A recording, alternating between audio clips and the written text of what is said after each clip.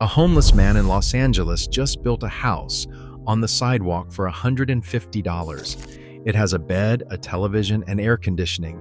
A woman walked up, left a $100 deposit on the spot, and 2 days later rolled her own home down the street on a set of small wheels. His name is Osvaldo Medrano, and he has now built 3 of these tiny wooden shelters on a single block in South LA. Meanwhile, the city of Los Angeles has spent billions trying to solve homelessness. So what exactly is going on here? Medrano built his first tiny home for himself after tough circumstances forced him onto the streets. Rather than settling into one of the crowded tent encampments that line entire blocks in parts of the city, he chose a quieter street on Stanford Avenue and started building. He found pieces of wood, grabbed some sheet metal for the roof, and constructed a tiny house right there on the sidewalk. It has a bed in the back, a small television, and air conditioning that he rigged from a portable unit. He planted a garden box by the front entrance with flowers and small plants. The whole thing sits on wheels so it can be rolled if he needs to move. What stands out about Medrano is how he runs his operation.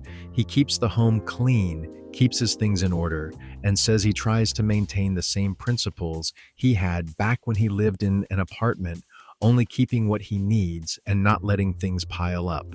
He works cleaning warehouses during the day, so the home building is a side project, squeezed in between shifts. There are currently 2 other homes on Stanford Street that he built for neighbors who saw what he had and wanted the same thing, and people keep stopping by, asking for more.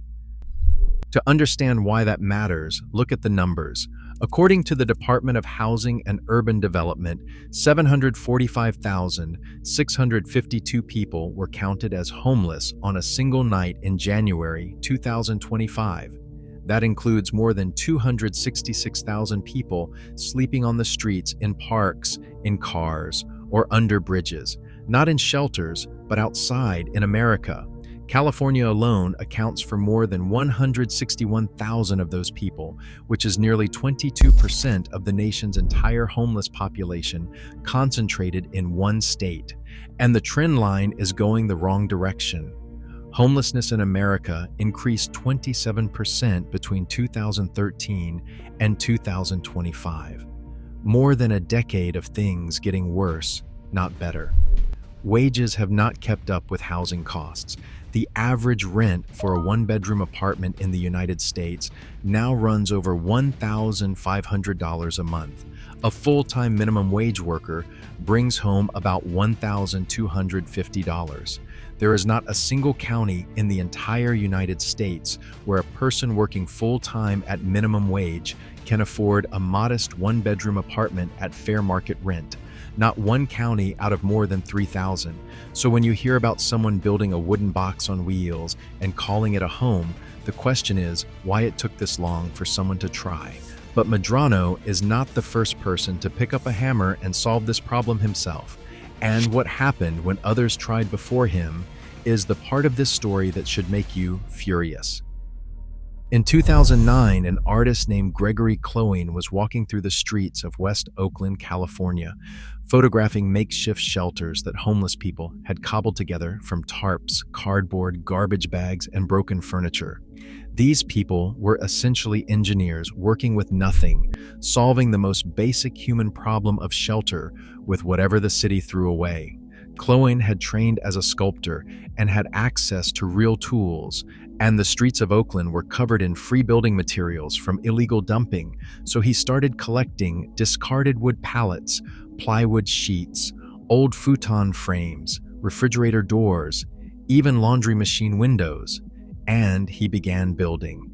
His structures cost less than $100 to make, sometimes as little as $30 to $50.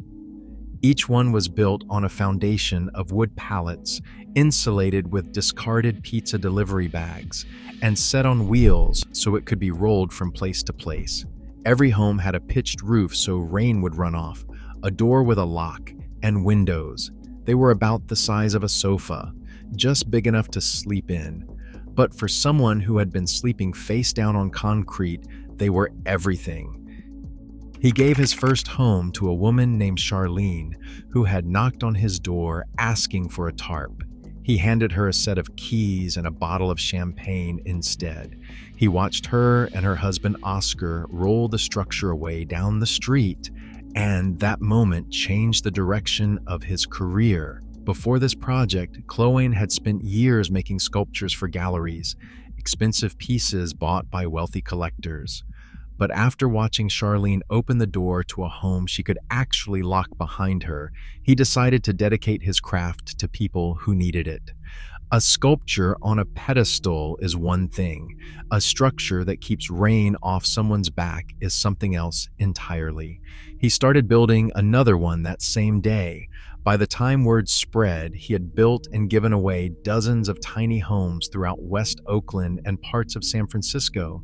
He started hosting workshops where church groups, eco-builders, and volunteers could learn his methods. Each build took about a week working solo, less time with more hands. And the total materials cost rarely broke $100. Chloe proved the concept. But it was a man named Elvis Summers who scaled it into something the city could no longer ignore. And that is where this story takes a turn nobody expected. Summers was a struggling musician from South Los Angeles who had experienced homelessness himself in his 20s. In 2015, he met a 62-year-old grandmother named Irene McGee. Everyone in the neighborhood called her Smokey. She had been living on the streets for 10 years, ever since she could no longer keep up with rent payments after her husband died of lung cancer in 2004. For an entire decade, she slept face first in the dirt next to a house on the same block where Summers lived. People would walk past her every day. Some would give her recyclable bottles and cans she could trade in for a few cents. But for 10 years, nobody gave her shelter. Summers got inspired after reading about Chloe's work. He spent about $500 on raw materials and 5 days building Smokey a tiny house. It had a door with a lock, sliding windows, and just enough room to lie down. When he finished, he gave her a hug and handed her the keys. She hung a little sign on the door that said "Home Sweet Home." She told reporters she felt marvelous, that she was on her way to a different life. The video of that moment reached over 5 million views on YouTube, and suddenly, people from all over the country were reaching out asking how they could help. Summers launched a GoFundMe campaign called Tiny House Huge Purpose and raised over $100,000. He started a nonprofit called the Tiny House Project and built around 40 solar-powered tiny homes with the help of volunteers and professional contractors. These were a serious step up from Chloe's structures. Each one had a wood frame and shell, a solar power system that could charge a phone and run a light, a camping toilet, 2 windows fitted with alarms, and a steel reinforced door with a deadbolt. They cost about $1,200 each to build.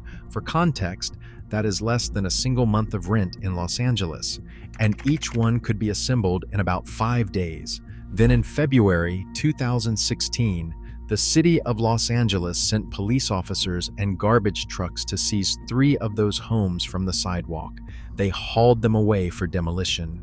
The residents were not even allowed to grab their belongings, including their medications, before the structures were taken. Think about that for a second. People who had finally gotten off the ground and into a shelter with a locking door watched city workers crush those shelters into the back of a garbage truck. And the timing makes it even worse. The city did this on the exact same morning that the mayor and city council were at City Hall unveiling a $1.87 billion plan to end homelessness over the next decade. One side of town, the big expensive announcement with cameras and podiums. Other side of town, garbage trucks crushing homes that someone already built for $1,200 apiece. Councilmember Curran Price called the tiny homes just boxes and said they were not safe. But Summers pointed out that everything the city had been doing for decades was not working. Years of bureaucratic holds, wait times, and plans that never materialized. Where was all the housing they had been promising? His tiny homes were never meant to be permanent. They were meant to be a bridge, something better than a tent made of plastic and rags while everyone waited for the government to figure things out. The public backlash was fierce. Summers managed to save several remaining homes by relocating them to private land that had been donated, and that confrontation ended up proving what the real obstacle was all along. The biggest obstacle to housing homeless people was zoning laws, political resistance, and neighbors who did not want tiny homes anywhere near their property, not money or materials, just politics. And this brings up something that runs through every story in this video, whether it is Medrano's sidewalk builds or Summers' solar-powered structures. The core principle is the same: get something between a human body and the elements. That basic difference is literally life and death. People who experience homelessness die nearly 30 years earlier than the average American, often from easily treatable conditions made worse by constant exposure to wind, rain, and cold. And that principle applies beyond homelessness. A power outage in January, a highway breakdown 40 miles from the nearest town. Last year, over 4.3 million Americans were displaced by disasters, and most had zero plan for staying warm. A lot of the same people building these tiny shelters keep something called a TerraShell in their truck or go bag. It is an emergency thermal bivvy that reflects your body heat back to you, blocks wind, and keeps moisture out. Same science as these tiny homes, just packed down small enough for a glove box. Link is in the description if you want one. So if individuals can build shelter for a few $100s, what happens when someone with real resources commits to this full-time? That question leads to the most ambitious version of this idea anywhere in the country. In Austin, Texas, a former real estate developer named Alan Graham founded a nonprofit called Mobile Loaves and Fishes and spent years working with homeless communities. Graham personally spent about 250 nights sleeping on the streets alongside homeless men and women to understand their experience, not visiting for an afternoon with a clipboard, sleeping on concrete in the cold for months at a time. And what he learned changed his entire perspective. The greatest cause of chronic homelessness was what he calls a profound, catastrophic loss of family. People who had been through abuse, trafficking, the foster system, or simply had no one left. The issue was isolation, not laziness. And that meant the solution had to be built around community, not just walls and a roof. In 2015, Graham opened Community First Village on 51 acres of donated land just outside Austin's city limits. It was designed from the ground up as a permanent neighborhood for people coming out of chronic homelessness, with front porches, shared kitchens, laundry facilities, green spaces, and community buildings where residents gather for meals and activities. The layout was intentional. Homes are clustered in small groups of 40 to 50 units around shared common areas so that people see their neighbors every day, eat together, and build relationships. Sounds ambitious, but does it actually keep people housed? Today, it houses more than 420 formerly homeless men and women, and the retention rate is about 85%. The vast majority of people who move in stay. That number alone separates Community First from almost every other homelessness program in the country. Residents can work in on-site micro-enterprises like an art studio, a blacksmith shop, a car repair garage, or community gardens that sell produce at local markets. They get access to health care, job training, and mental health support. And the village does not require residents to be sober to live there. Graham's reasoning is straightforward. The United States government, having spent trillions of dollars, cannot figure out addiction. So why would he make it a condition of having a roof? If you're finding this useful, hit subscribe. I cover stories like this every week. This movement is not slowing down. An additional 1,400 homes are planned across new phases of Community First Village, backed in part by a $36.6 million grant from the Michael and Susan Dell Foundation. And the concept is spreading. In Bloomington, Illinois, a nonprofit called Home Sweet Home Ministries opened a shelter village called The Bridge in early 2025 with 48 tiny sleeping cabins that can accommodate 56 adults, a bathhouse, and a community center. The total cost was $2.7 million, with 2/3 coming from private donations. Within the first month, 55 people moved in. In Madison, Wisconsin, a group called Occupy Madison built 9 colorful tiny homes in a residential neighborhood, complete with a wooden fence and greenery. They look like people-sized birdhouses, and they fit right into the block. A man named Gene Cox has lived in one of those homes for over 7 years now, which he says is the longest he has stayed in one place in his entire adult life. He works a second shift job as a benefits administrator and comes home every night to a 60-square-foot house that gave him something he had never had before: an address, a place to receive mail, a place to tell an employer he lives. That one detail, having an address, is easy to take for granted, but for someone trying to climb out of homelessness, it changes everything. Unlike many shelters, the Madison community allows pets, which matters more than you might think. For a lot of people living on the streets, their dog is the only family they have left, the only living thing that stayed with them through everything. Telling someone to abandon their companion just to get a bed for the night is a non-starter, and it is one of the biggest reasons people refuse traditional shelter. Madison figured that out, and the math makes this impossible to ignore. In Los Angeles, the average cost to build one unit of permanent supportive housing has climbed past $600,000. $600,000 for one unit. Some projects have come in even higher. There was a supportive housing project in Los Angeles that cost over $800,000 per door after delays, permits, environmental reviews, and contractor overruns. Elvis Summers built 40 homes for about $48,000 total, roughly $1,200 per home. For the price of one government-built apartment, Summers could have built 500 tiny houses. 500. Meanwhile, Osvaldo Medrano is putting a roof over someone's head for $150, using scrap wood and sheet metal he found on the street. The gap between what individuals are doing and what governments are spending is not a rounding error. It is a completely different universe. That does not mean tiny homes are the complete solution. Chronic homelessness involves addiction, mental illness, lack of family support, and systemic poverty that a wooden box on wheels cannot fix alone. About 1/3 of chronically homeless individuals deal with severe mental illness, and roughly half struggle with substance abuse. Community First Village works precisely because it wraps housing inside a network of services and community. Counselors on site, doctors who show up on a schedule, job training that leads to actual employment. The shelter is the starting point, not the finish line. But the shelter has to come first. You cannot address someone's addiction or mental health while they are sleeping under a bridge.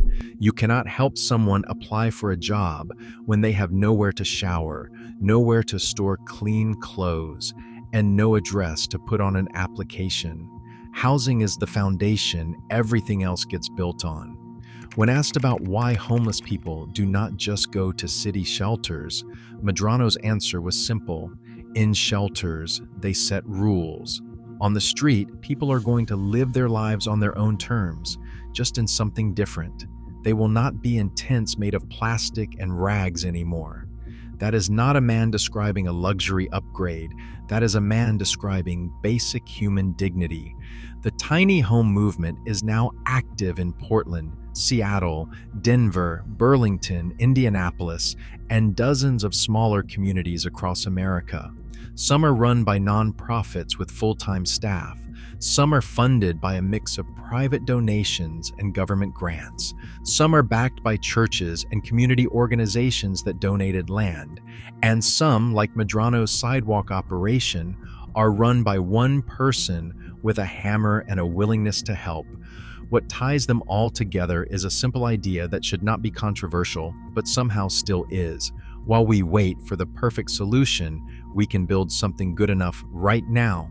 Alan Graham summed it up at a recent press event. His organization is not shovel-ready.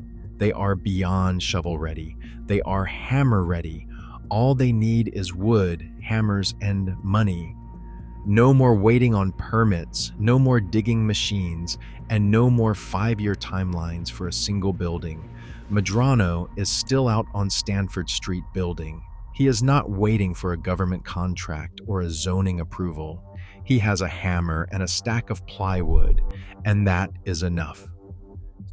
Subscribe if you want more stories like this. I cover them every week. I will see you in the next one.